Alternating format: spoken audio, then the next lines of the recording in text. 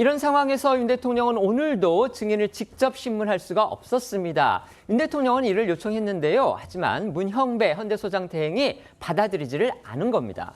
네, 윤 대통령이 조 원장에 대한 직접 신문을 요청한 건 홍 전 차장의 메모와 관련해서였습니다. 윤 대통령이 모니터에 나온 홍 전 차장 메모를 유심히 쳐다보다가 이동찬 변호사에게 귓속말을 했고, 이 변호사는 이 부분은 피청구인 본인이 잘 안다면서 한두 가지만 직접 질문하게 해달라고 요청을 한 건데요.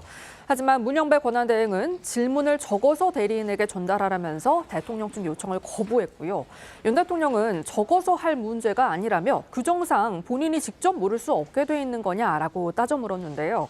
그러자 문 대행은 피청구인 지위가 국정 최고 책임자이기에 증인에게 영향력을 행사할 수 있어서 직접 신문하지 않기로 재판관 만장일치 의결했다고 설명하면서도 바꾸길 원하면 다시 의결해보겠다는 입장을 밝혔습니다. 직접 신문 등을 놓고 윤 대통령은 원하고 문 대행은 제지하는 상황, 오늘이 처음이 아닙니다. 이를 겨냥해서 여당에서는 헌재가 입틀막, 그러니까 입을 틀어 막는 거죠. 그다음에 답정너, 그러니까 답은 정해져 있다 이런 건데 그런 식의 재판을 하고 있다는 비판이 지금 나오고 있는 겁니다. 말씀드렸던 대로 오늘 재판 기일이 특히 주목을 받는 건 헌재가 오후에라도 추가 기일을 지정하지 않을 경우에 오늘로 변론은 사실상 끝나고 이르면 다음 달 초에라도 선고가 내려질 가능성이 있기 때문입니다. 네, 문형배 권한대행은 아직까지 추가 변론 기일에 대한 입장을 밝히지 않고 있는데요. 기일이 한두 차례 늘어나더라도 다음 주 안에는 최종 변론 등 대부분의 절차가 마무리될 전망입니다. 앞서 노무현, 박근혜 전 대통령의 경우 변론 종료 2주 안에 선고가 이루어진 만큼 윤 대통령 탄핵 심판도 이르면 다음 달 초쯤에는 선고가 내려질 수 있다는 관측이 나오는데요.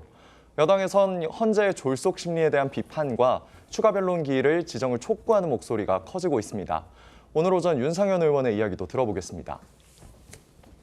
헌재가 너무 불공정, 졸속 심리에 완전 대명사같이 돼 있잖아요. 정말 안타까울 정도로 졸속 심리를 하면서 과속 페달을 밟고 있잖아요. 이런 식의 헌재가 어떻게 대통령 탄핵 심판이라는 중차대한 이 문제에 대해서 어떻게 결정을 내리느냐. 헌재 재판 흔드는 게 아니라 우리는 대한민국의 법치주의가 무너지고 있는 현장을 보면서 이런 문제의식을 가지고 제가 한번 현장을 보러 온 거예요. 그러면 당연히 추가 기일 지정해서 이거에 대해서 밝혀야 되지 않겠어요?